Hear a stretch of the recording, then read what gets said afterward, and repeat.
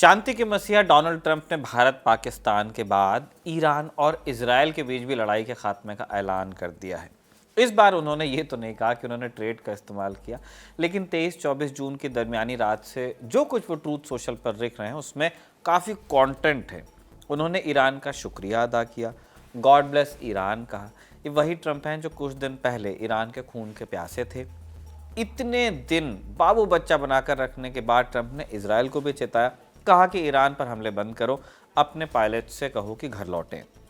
हमने 23 जून को ही आपसे कहा था कि नतान्स पर बिट्टू बॉम्बर का जो हमला हुआ था उसके बाद से हर कोई खुश है, क्योंकि हर किसी को जीत का दावा करने का मौका मिल गया। बस एक चीज़ बाकी थी कि ईरान को भी कुछ गतिविधि दिखाने का मौका मिले। भाई वहाँ भी लोगों को वर्क रिपोर्ट बनानी है, वो उधर भी सैलरी जस्टिफाई होती है।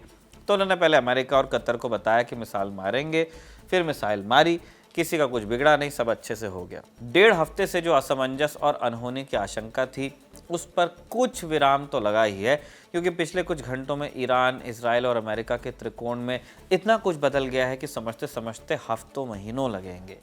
फिर कोई किताब आएगी, तब मालूम चलेगा कि भाई क्या क्या हुआ था। लेकिन अपन किताब का इंतज़ार तो कर नहीं सकते हैं। हमने अध्ययन के आधार पर आपके सामने जो कुछ हुआ उसकी साफ से साफ तस्वीर पेश करने का एक प्रयास किया है इस एपिसोड में राजदूत के, ताकि आप समझ सकें कि बम मारकर शांति स्थापित करने का प्लान कैसे बना, कैसे एग्जीक्यूट हुआ होगा और अब आगे क्या हो सकता है। नमस्ते, मैं हूं निखिल और आप खबर गांव का डेली इंटरनेशनल बुलेटिन राजदूत देख रहे हैं।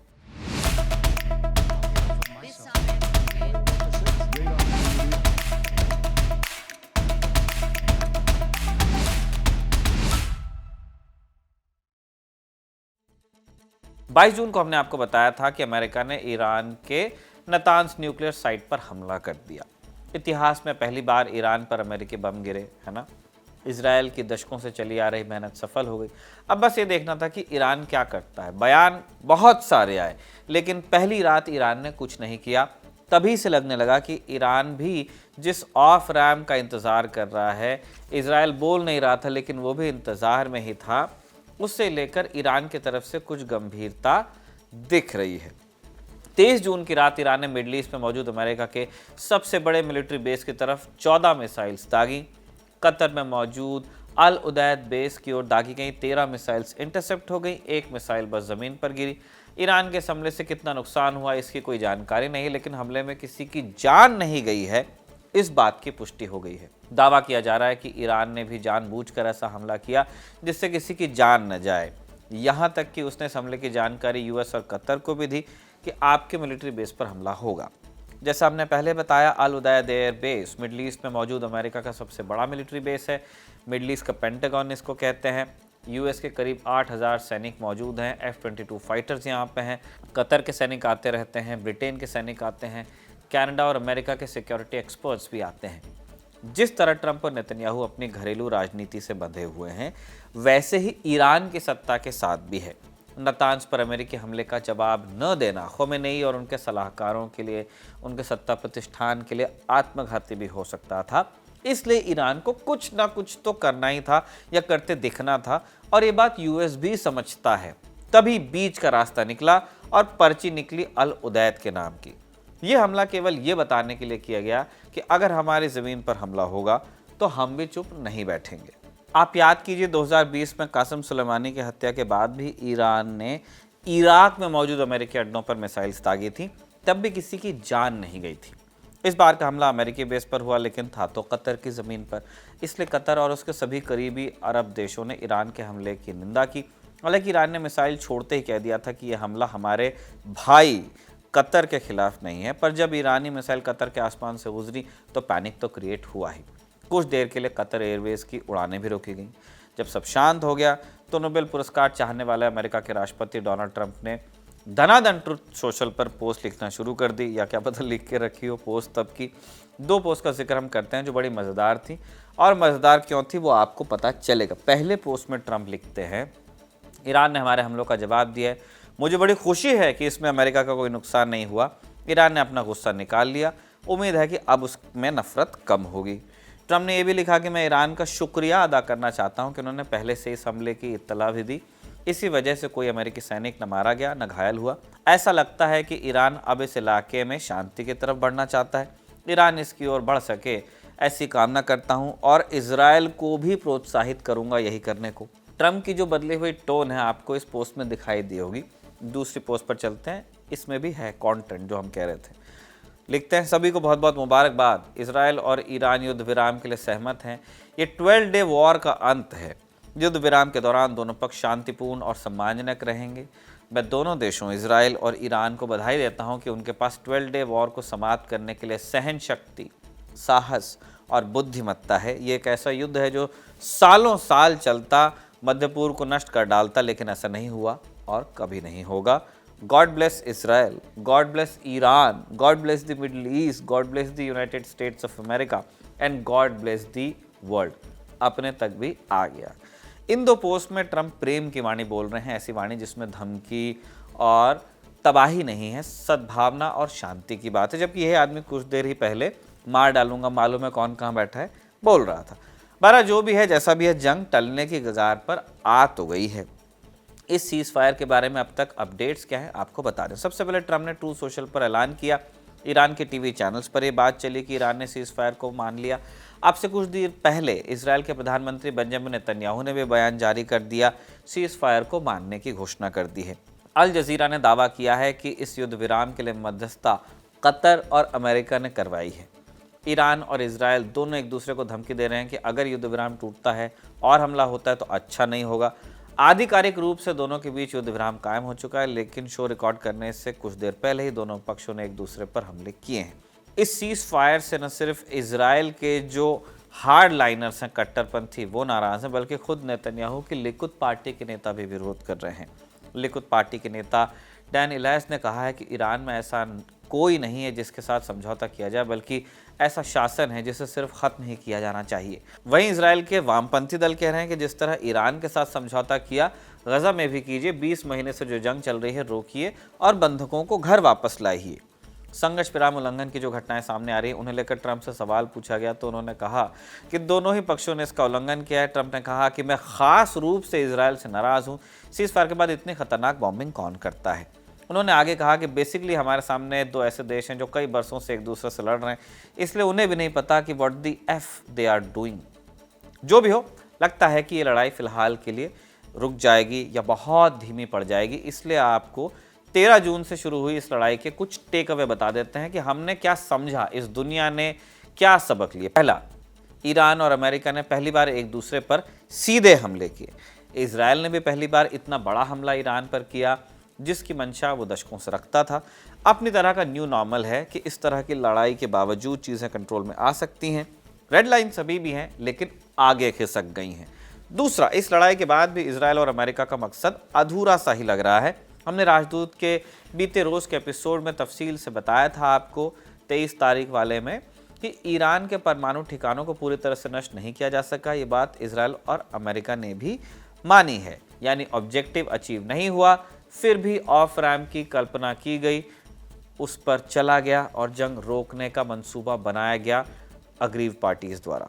इसका मतलब जो ऑब्जेक्टिव था वो पूरी तरह से अचीव न होने पर भी किसी कैंपेन को हॉल्ट किया जा सकता है या कंक्लूड किया जा सकता है। तीसरा टेक अवे या तीसरा सबक क्या है कि ट्रंप कितने अनप्रेडिक्टेबल हैं, ये जंग आपको बता देती है।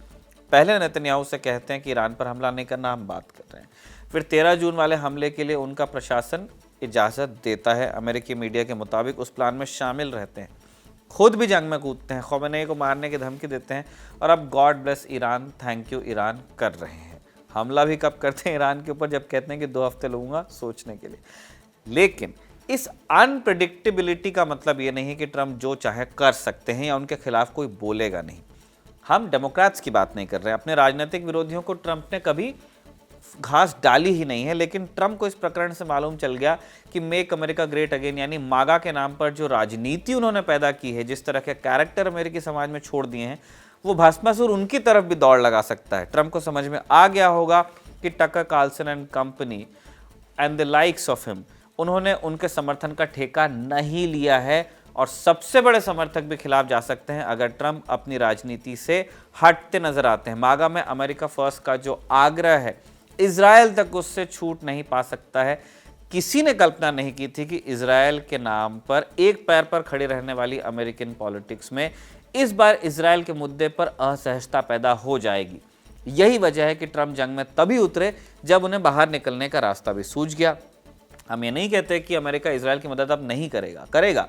ट्रंप को बस इतना ध्यान रखना पड़ेगा कि वो जो भी करें ऐसे करें कि उनके मागा समर्थक खुश रहें। इसलिए ट्रंप अब पीआर सेट कर रहे हैं, क्रेडिट लेने के शौकीन है। 12 डे वॉर नाम दे दिया है, 6 डे वॉर पहले थी, अब 12 डे वॉर इन्होंने चला दिया है। ट्रंप ने नाम दिया है स्टिक, हो भी सकता है कि इतिहास इसे 12 डे वॉर कहे। चौथा टेक अवे क्या है? चौथा टेक अवे यह है कि इस्लामिक क्रांति के नतीजे में जो रजीम बना, जो थियोक्रेसी बनी जिस भी तरह की, अब भी ज़मीन पर मजबूती से खड़ी है। जब नेतन्याहू बम का डर दिखाकर ईरान पर हमले कर रहे थे तब दुनिया को कन्विंस करने में उन्हें मेहनत लग रही थी। फिर उन्होंने रजीम चेंज का नारा दिया, अचानक सबको ईरान की महिलाओं की याद आ गई। ये थ्योरी सामने रखी गई कि लीडरशिप साफ होगी तो ईरान के लोग सड़क पर उतर जाएंगे और खोमेनी की सत्ता उखाड़ फेंकेंगे। लोग शाह के बेटे के विजुअल चलाने लगे, लेकिन ऐसा कुछ हुआ नहीं। जब लोग सड़कों पर उतरे तो अमेरिका और इजराइल के खिलाफ ही नारे लगा रहे थे। इसका मतलब ईरानी रजीम इतना भी कमज़ोर नहीं है कि उसे 5 बम मारकर बदल दिया जाए। इस्लामिक क्रांति को लेकर ईरान में एतराज़ ज़रूर है, समय समय पर सामने आता रहता है, लेकिन अमेरिका या इजराइल के खिलाफ ईरान एक हो जाता है। मतलब आज भी ईरानी रजीम पूरे मुल्क को एक कॉल एक कॉज पर रैली कर पा रहा है। 23 जून की रात इजराइल ने ईरान की इवन जेल पर हमला किया, दरवाजे उड़ा दिए। ईरान के बड़े ख़तरनाक जेलों में गिना जाता है इसको। पॉलिटिकल प्रिजनर्स भी हैं, ऐसे प्रिजनर जो ईरान की मौजूदा रजीम का समर्थन नहीं करते हैं तो बाहर आकर रजीम के खिलाफ ही माहौल बनाएंगे, लेकिन अभी उनका साथ देने वाले लोग सड़क पर उनके साथ उतरेंगे, ऐसा कहना मुश्किल है। 5वां टेक अवे ये है कि डिप्लोमेसी तभी सफल है जब आपके पास में बड़ा बम हो। अमेरिका और ईरान के बीच परमाणु समझौते पर बात मार्च से चल रही थी 2025 में।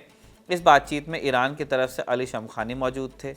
उनके सामने टेबल कुर्सी की दूसरी तरफ ट्रंप के middle east envoy Steve Witkoff बैठते थे। 5 राउंड तक बात हो गई, लेकिन इजराइल ने अली शमखानी को ही मार डाला। इसकी निंदा करने में दुनिया का पसीना निकल गया। कुछ एक अपवादों को आप छोड़ दे तो सबकी आवाज़ यहाँ हलक में कैद है, क्योंकि हथियारों के भरोसे जंग के मैदान पर फैक्ट्स क्रिएट करने का जो दौर था वो लौट आया है। अब परिस्थितियाँ होती नहीं हैं, उन्हें पैदा किया जाता है। न्यूक्लियर साइट पर बिट्टू को भेजा जाता है और फिर कहा जाता है कि डील करो। अब डिप्लोमेसी में वो आगे है जो पहले बम मारता है और उसके पास मारने के लिए और बहुत सारे बम होते हैं। छठा और अंतिम टेक अवे ये है कि ईरान और इजराइल उतने भी मजबूत नहीं है जितना बताते हैं। इजराइल ने ईरान के टॉप मिलिट्री लीडर्स को ख़त्म किया। पूरे देश में मोसाद का नेटवर्क बिछा था, हमने उसका असर देख लिया। तेहरान के आसमान पर इजराइल का कब्जा हो गया, लेकिन एक लंबे युद्ध के लिए इजराइल तैयार नहीं था। वो सारी ईरानी मिसाइल्स को आसमान में नष्ट नहीं कर पाया। उसकी राजधानी में धमाके हुए, उसके इंटरसेप्ट ख़त्म होने लगे और इसलिए नेतन्याहू एक टांग पे खड़े होकर इस कोशिश में लगे हुए थे कि यूएस उतरे इसमें, ट्रंप लड़ाई में शामिल हो जाएं। ये साफ हुआ कि जिस तकनीक के बल पर इजराइल हमास या हिजबुल्लाह जैसे नॉन स्टेट एक्टर से जीत का दावा करता है, हुतीस को बॉम्ब करता है या सीरिया में रिजीम चेंज के बीच में डिफेंगिंग एक्सरसाइज करता है, वो ईरान जैसे पेशेवर प्रतिद्वंद्वी के आगे अपनी लिमिट्स को छूने लगती है। रही बात ईरान की, तो उसे भी समझ में आया होगा कि 40 साल से death to America, death to Israel चिल्लाने से कुछ हासिल नहीं हुआ है। ईरान चुनौती दे देता है, बड़बोलापन करता है, लेकिन इजराइल या अमेरिका जैसी आधुनिक शक्ति से जीतने लायक ताकत उसके पास नहीं है। अपनी खुद की राजधानी का एयर स्पेस वो कंट्रोल नहीं कर पाया, सैकड़ों नागरिकों की जान की रक्षा नहीं कर पाया। ये सबक है कि आक्रामकता दिखाने भर से आपको इज्जत नहीं मिलेगी, आपको वाकई शक्तिशाली होना पड़ेगा, वरना आपके वार्ताकार घरों के भीतर मारे जाते रहेंगे और आप मिसाइलें दागने से आगे जा नहीं पाएंगे। इस नोट पर राजदूत का आज का एपिसोड कंक्लूड होता है। इसे हमने साजिद के साथ मिलकर लिखा है और इरशाद ने रिकॉर्ड किया है। आप खबरगांव को देखते रहिए।